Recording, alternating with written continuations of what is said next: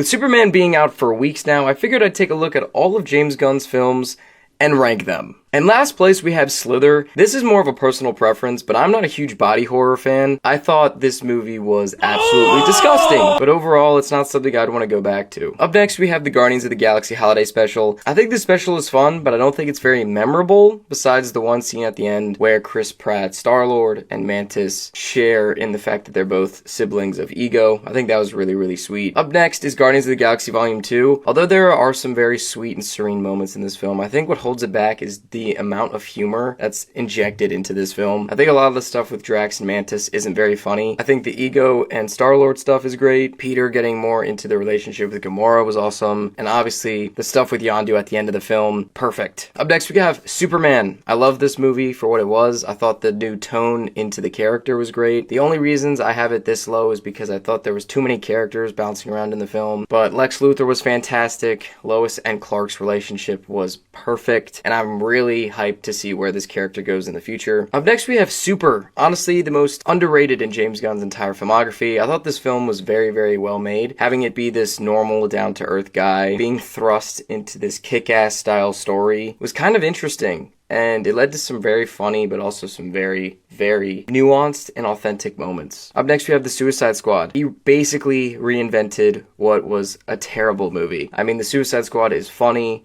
it is colorful, it's got so much creative style. Up next, we have Creature Commandos. This show is very, very good. Again, he takes this team dynamic like the Suicide Squad and makes these characters super interesting. The animation is beautiful, the music is great. I love how its story unfolds through the eyes of each character throughout every episode as it wraps around the main story. I think it's really cool. I hope we see more of these characters again. Up next, we have Guardians of the Galaxy Volume 1. Guardians 1 has incredible nuance, incredible chemistry.